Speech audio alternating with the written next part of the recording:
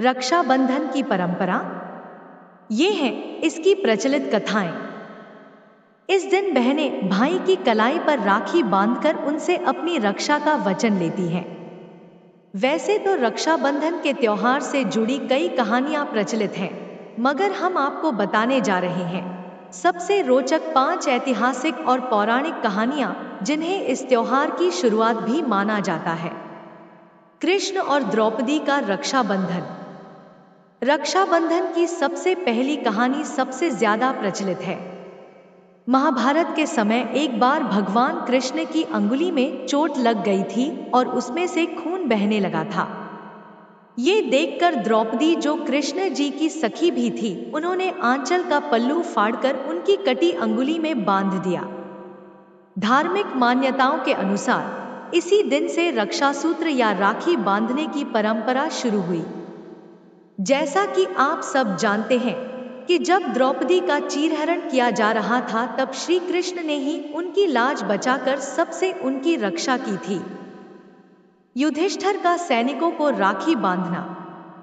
राखी की एक अन्य प्रचलित कहानी है कि महाभारत के युद्ध में युधिष्ठिर ने कृष्ण से पूछा कि मैं सारे दुखों से कैसे पार पा सकता हूं।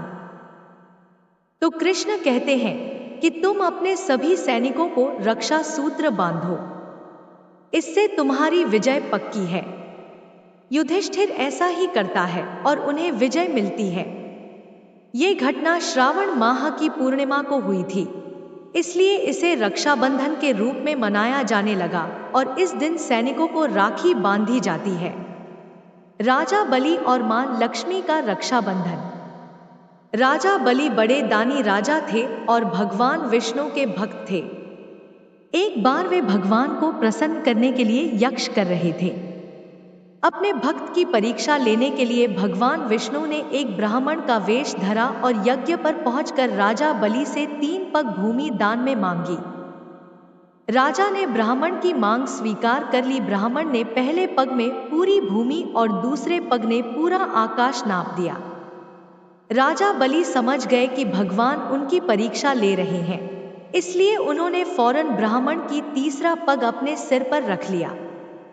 उन्होंने कहा कि भगवान, अब तो मेरा सब कुछ चला गया है, अब आप मेरी विनती स्वीकार करें और मेरे साथ पाताल में चलकर रहें।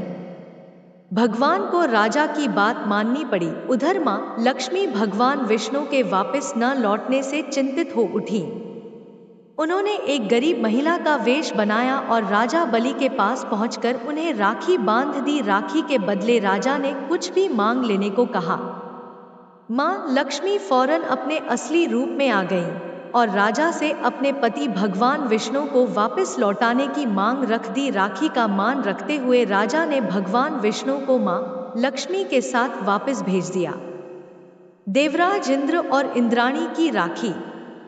माना जाता है कि एक बार दैत्य वृत्रासुर ने इंद्र का सिंहासन हासिल करने के लिए स्वर्ग पर चढ़ाई कर दी। वृत्रासुर बहुत ताकतवर था और उसे हराना आसान नहीं था। युद्ध में देवराज इंद्र की रक्षा के लिए उनकी बहन इंद्राणी ने अपने तपोबल से एक रक्षासूत्र तैयार किया और इंद्र की कलाई पर बांध दिया। इस रक्षासूत्र ने इंद्र की रक्षा की और वह युद्ध में विजयी हुए। तभी से बहनें अपने भाइयों की रक्षा के लिए उनकी कलाई पर राखी बांधने लगी। कलयुग में हुमायूं और कर्णावती ने रक्षाबंधन को बनाया लोकप्रिय। मध्यकालीन भारत में यह पर्व समाज के हर हिस्से में मनाया जाने लगा। इसका श्रेय जाता है रानी कर्णावती को। उस वक्त चारों ओर एक दूसरे का राज्य हथियाने के लिए मारकाट चल रही थी। मेवाड़ पर महाराज की विधवा रानी कर्णावती राजगद्दी पर बैठी थी। गुजरात का सुल्तान बहादुर शाह उनके राज्य पर नजरें गड़ाए बैठा था। तब रानी ने हुमायूं को भाई मानकर राखी भेजी। हुमायूं ने बहादुर शाह से रानी कर्णावती के राज्य की रक्षा की और राखी की लाज रखी।